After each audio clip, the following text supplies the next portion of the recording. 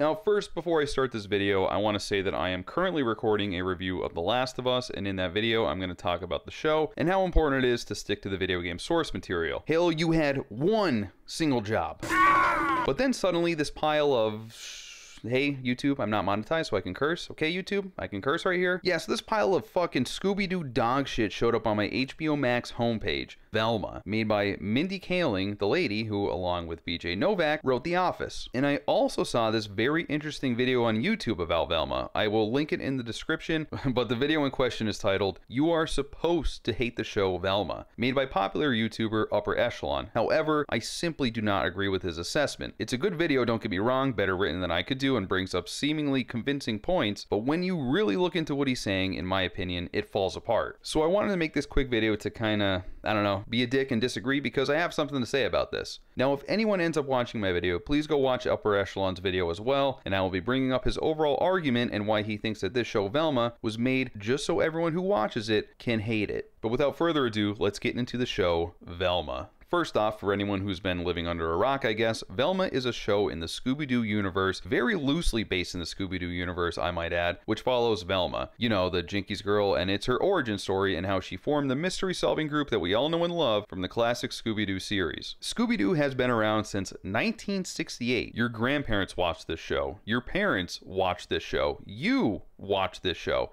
And your kids, well, they get Velma, I guess. But as UpperEchelon accurately points out in his video, this show is absolutely not for kids, and takes a baffling turn to edgy adult humor, woke talking points, offensive body shaming about small peepees, hate against white people, and overall terrible writing and unlikable characters.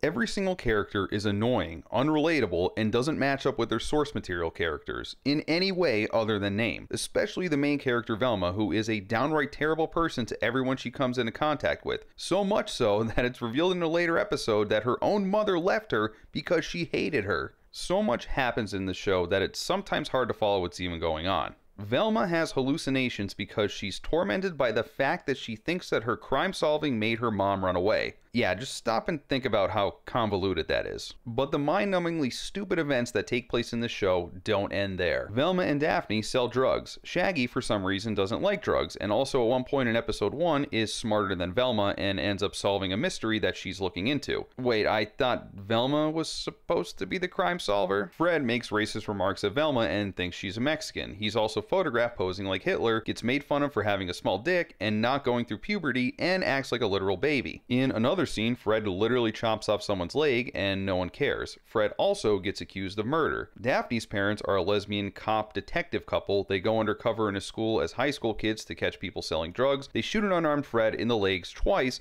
and they prosecute and arrest anyone with little to no evidence.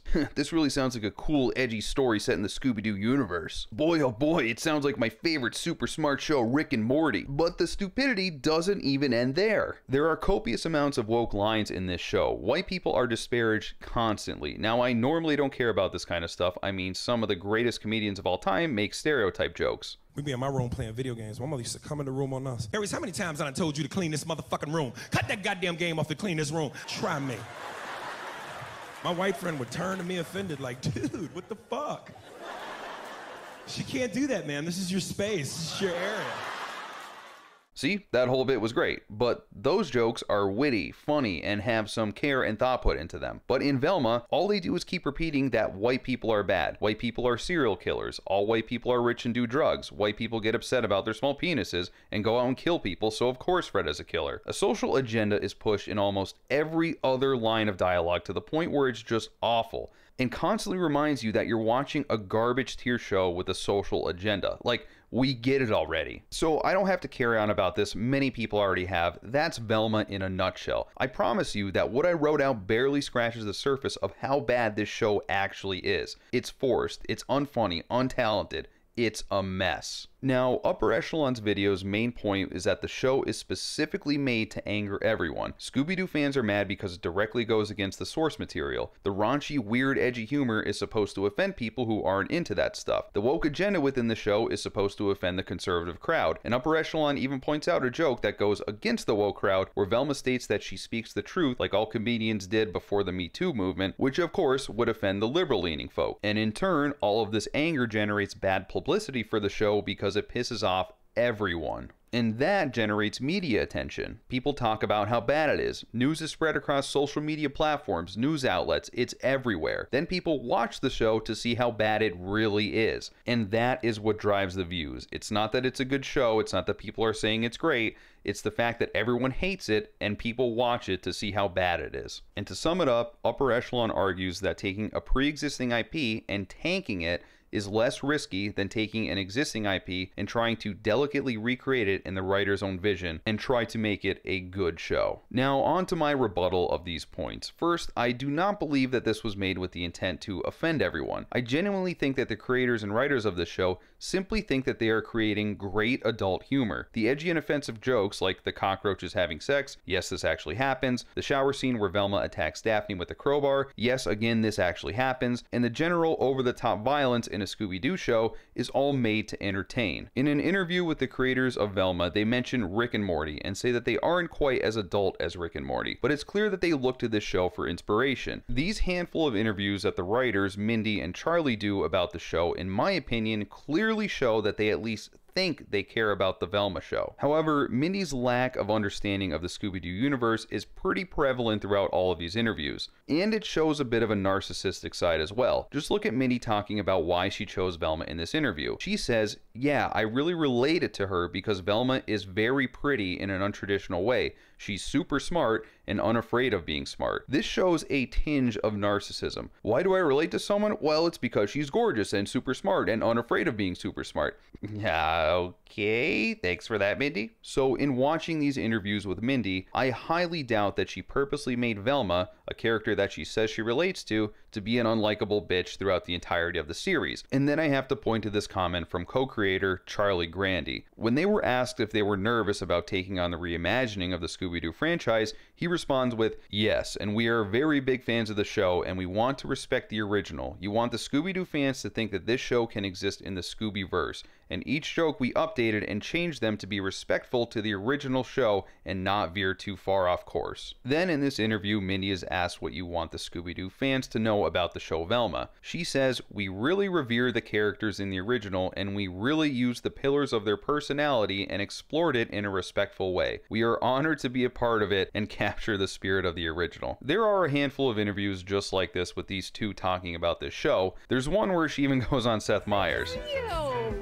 Welcome back. It's so good to be here.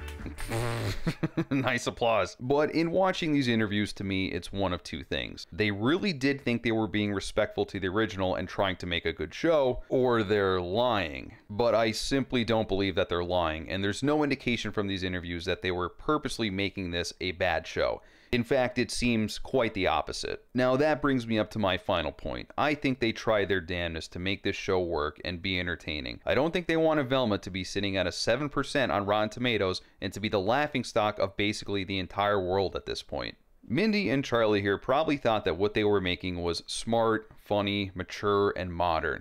Some gross out jokes thrown in there because, hey, adults like Rick and Morty, our focus group told us that. The social commentary is most likely due to the echo chamber effect. You have to think that these writers are all very far to the left and live on Twitter getting constant positive reinforcement for their viewpoints. When you have no pushback from anyone on your social media or in the writing room, then all of those anti-white jokes are probably pretty funny to you, and you think it'll play well with the audience, who you think has the exact same views as most of the people on Twitter. Couple that with the seemingly narcissistic personality that Mindy is said to have, and you have a recipe for disaster. Writers that think that what they are doing is genius level stuff and no one around to tell them no.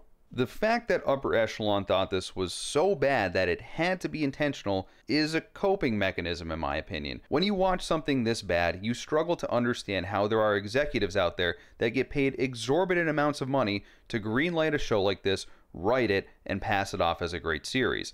I know this because I felt the same way, and I will admit, yes, I hate watched Velma. So isn't that proving his point? I heard how bad the show was online, so I had to watch it. Yes, but only for so long. This show was so damn bad that I will never watch it again. I will never watch another episode. And if I think like that, then I'm sure a lot of others do too. If Upper Echelon is correct, then they are taking a massive risk, and it failed, at least with me. Now, there is no way to prove or disprove this without getting a response from the creators. I'm simply arguing that it is much more likely that they were just oblivious to how bad the show actually was. And my proof is in these interviews. Watching these interviews and then watching this show, it's clear to me that Mindy and Charlie were clouded by narcissism, all within a big echo chamber bubble. So no, I don't think we're supposed to hate Velma. I think we all just hate it because it unintentionally sucks.